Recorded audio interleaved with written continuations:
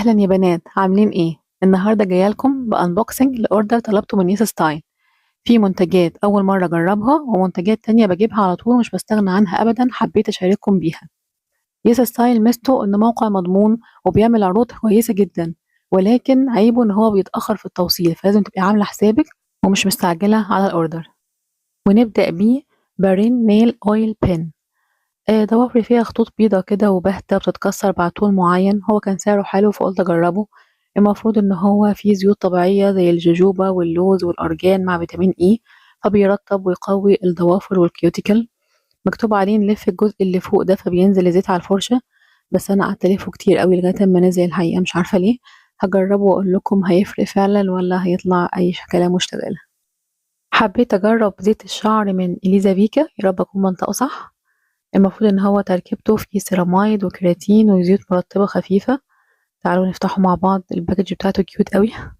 قوامه خفيف كمان، هيبقى مناسب إن نستخدمه لأطراف الشعر للترطيب وعشان يقلل من التقصف. بعد كده التونر دوت من كوزريكس AHA BHA تونر خفيف مقشر، بيحسن من ملمس البشرة، ومفروض إن هو مع الاستمرار عليه بيقلل الرؤوس السوداء. واللي مش أول ولا آخر مرة أجيبه، سنتيلا هيالا سيكا ووتر فيت سان سيرم. بحبه جدا، هو من أفضل المنتجات الكورية، بحيث إن أنا بستخدم كريم مرطب للبشرة مش سان سكرين. حمايته كويسة، لطيف جدا، خفيف على البشرة، جميل جدا. وطلبت تاني الكريم المرطب المفضل عندنا في البيت، دكتور جي بيلمش سوسين كريم. كنا طلبناه قبل كده من أوليف يونج، كان البرطمان الجار ومعاه ترافل سايز هدية تيوب. هما الاتنين نفس التركيبة سواء البرطمان أو التيوب، بس احنا ارتحنا أكتر في استخدام التيوب عن الجار. ورغم إن هو مش مشهور عندنا، ولكن هو من المنتجات الأكثر مبيعا في كوريا.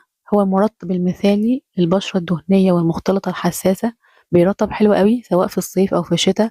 خفيف، بيهدي من الاحمرار لأن فيه مركب السيكا سنتيلا أسياتيكا. مرتاحين عليه جدا الحقيقة، وكل ما يخلص بنطلبه تاني. واللي أول مرة أجربه بوريتو أوت كالمينج جيل كريم. جل خفيف فيه مواد كتير مرطبة ومغذية للبشرة الجافة والحساسة واللي بتستخدم مقشرات وريتينول، بيساعد على تهدئة الإحمرار وترطيب البشرة.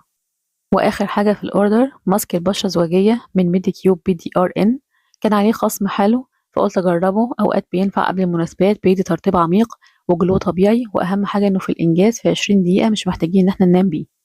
ودايما يسا ستايل بيبعت الريسيت فيها باركود لو عايزة ترجعي أي أيتم من الأوردر فيه مشكلة أو مش عايزاه. ودي كانت منتجات النهاردة، لو جربتوها احكولي تجربتكم معاها في التعليقات. وشكرا لكم جدا، واشوفكم على فيديو جديد إن شاء الله.